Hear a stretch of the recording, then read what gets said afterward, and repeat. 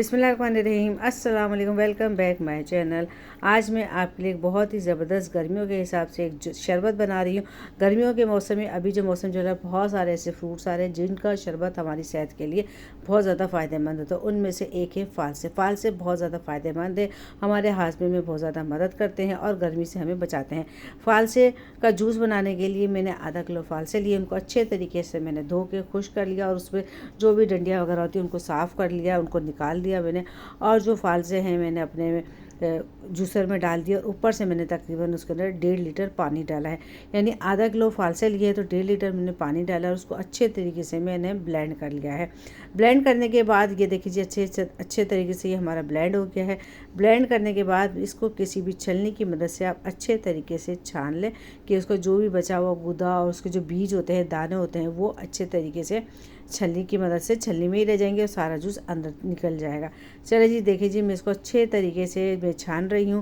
چھاننے کے بعد ہم جو اس کا گودا ہے اس کو ہم پھینک دیں گے، کیونکہ گودے کے اندر کچھ بھی نہیں بچتا، اصل چیز ہے اس کا جوس دیں گے۔ سارا کا سارا چھن گیا اور میں نے اس کے اندر ابھی اور کچھ نہیں ڈالا۔ کیوں نہیں ڈالا اس کی وجہ میں آپ کو بتاتی ہوں۔ اس کو میں 2 حصوں میں کروں گی۔ ایک کے اندر میں ڈالوں گی گڑ، مصری آپ کچھ بھی ڈال سکتے، چینی کا استعمال ہم بالکل بھی نہیں کریں گے۔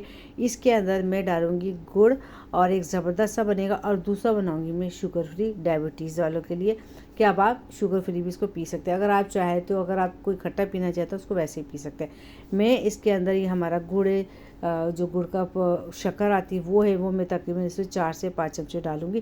جتنا میٹھا آپ کو پسند ہے آپ اس حساب سے اس کے اندر گڑ ڈال کے اس کو اچھے طریقے سے گڑ کو ملا لیں گے، گڑ اس کے اندر حل ہو جائے۔ اور اب اس کے اندر ڈال دیں گے کالا نمک آدھا چمچہ، اور اگر آپ کو بلڈ پریشر کا مسئلہ ہے تو آپ کالے نمک کے بغیر بھی جوس بنا سکتے ہیں۔ یہ جوس ویسے ہی بہت زیادہ ہاضمے والا تھا، اور اب اس کے اندر ڈال دیں گے ہم برف، اور ہمارا شربت بن کے تیار ہو گیا۔ اگر آپ کو شربت کی یہ ریسیپی پسند آ رہی ہو تو پلیز لائک شیئر کمنٹ کر دیجیے گا۔ چینل پہ نئے تو سبسکرائب کر کے بیل آئیکن کو پریس کر دیں۔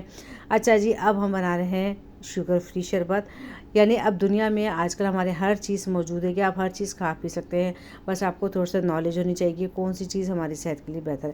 اب ہم اس کے اندر ڈال دیں گے اسٹیویا۔ اس کے اندر میں نے 1 چٹکی کے قریب کالا نمک ڈالا، برف ڈالی اور ایک اسٹیویا کا پیکٹ ڈالا، اور اس کے اندر ہم ڈال دیں گے فالسے کا جوس۔ ہمارا فالسے کا جوس بن کے تیار ہو گیا ہے، اور اگر آپ چاہیں تو ملنگا وغیرہ آپ اگر اس پر ڈالنا چاہتے ہیں وہ بھی آپ ڈال سکتے ہیں۔ میرے بچے نہیں پیتے تو اس وجہ سے میں نے نہیں ڈالا۔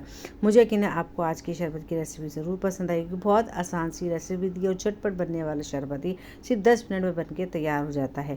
اگر ریسیپی پسند آئے تو لائک شیئر کمنٹ کر دیجیے گا۔ چینل پہ نئے تو سبسکرائب کر کے بیل آئیکن کو پریس کر دیں تاکہ نیو آنے والی ویڈیو کا نوٹیفیکیشن آپ کو بآسانی مل سکے۔ پھر ملیں گے اسی کے ساتھ بہت اچھی ریسیپی لے کر آؤں گی۔ جب تک کے لیے اللہ حافظ۔ مجھے اپنی دعا میں ضرور یاد رکھا کریں۔